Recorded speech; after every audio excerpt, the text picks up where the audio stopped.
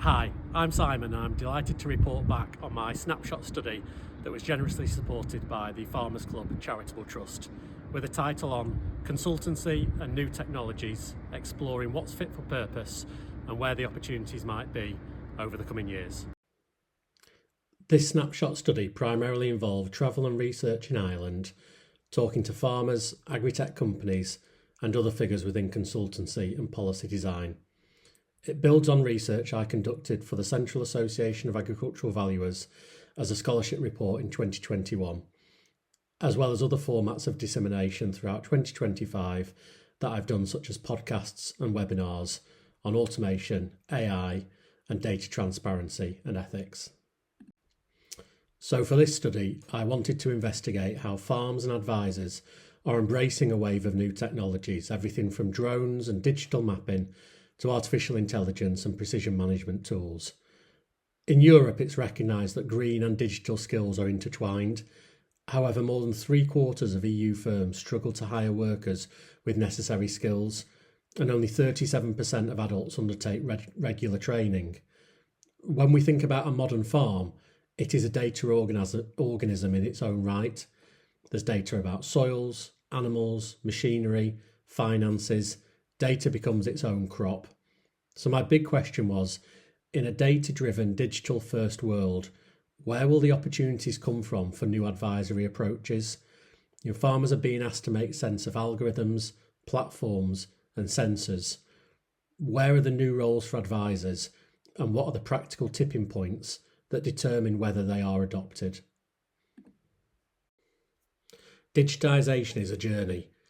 To get farmers from basic smartphone apps to a point where they're adopting smart farming approaches with automated decision support tools is a process. But low digital literacy is going to be a major barrier to that, along with poor and patchy rural connectivity. Only around a third of people in rural areas have adequate broadband capacity. On the slide, you can see the McKinsey Industry Digitisation Index, showing agriculture has a lower take-up of digital technologies in general.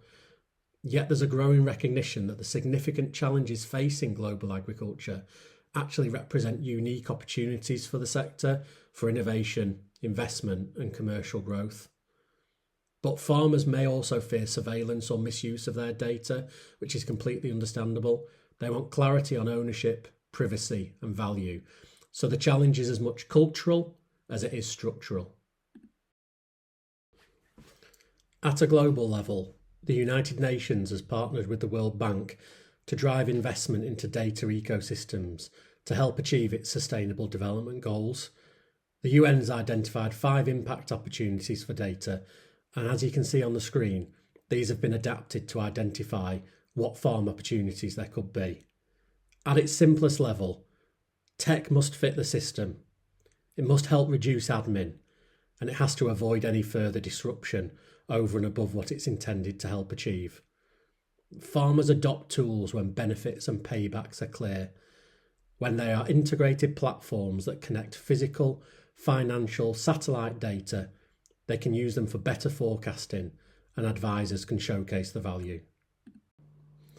Building trust requires dialogue, demonstrations and time, so advisors should facilitate discussions and demonstrations to overcome any initial scepticism.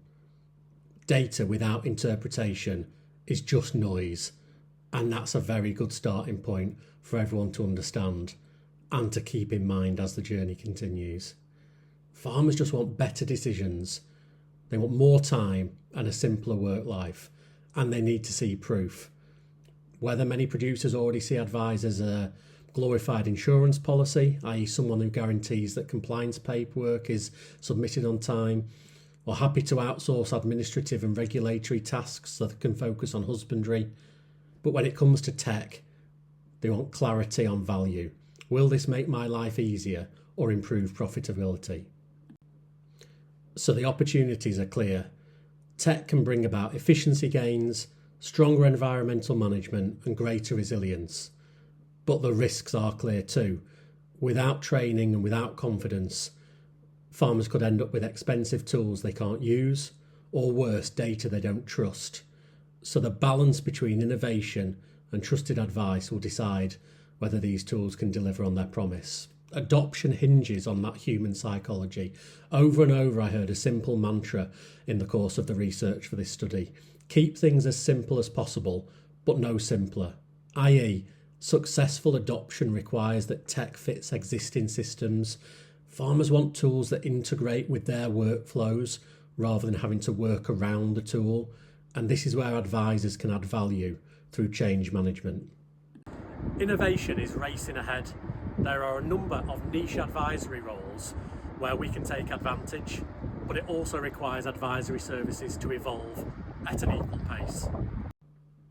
So in conclusion, coming back to the research study title, Consultancy and Technology, is it fit for purpose? Yes, but only if we evolve.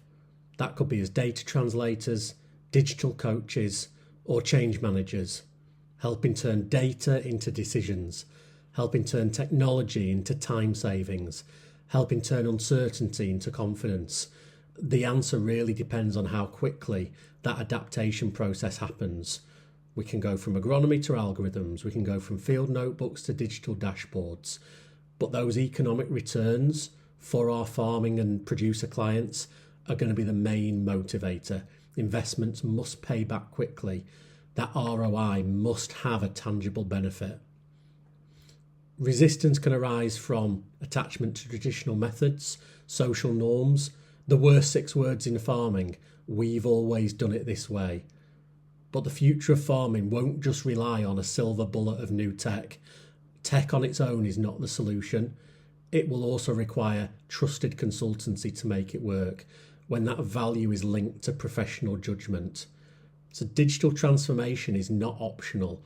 It's going to be a constant for the future. It's already reshaping those rural industries. Agriculture will succumb to that digital transformation, just like every other sector. But the question is whether advisory purposes can adapt as well. My answer is yes. We have to invest in digital literacy. We have to build that capacity to interpret and protect that data. And we have to cultivate even more the soft skills needed to build that trust. This is where the advisor comes into their own. This is where advisors can provide additional value to those clients with their business evolution. We can dispel those tech myths, we can unravel the tech jargon, and we can provide reassurance that the algorithm cannot. Thank you again to the Farmers Club Charitable Trust for supporting this snapshot study. It has helped fund meetings, visits and conferences in Ireland and Portugal, and also to Canada in 2024.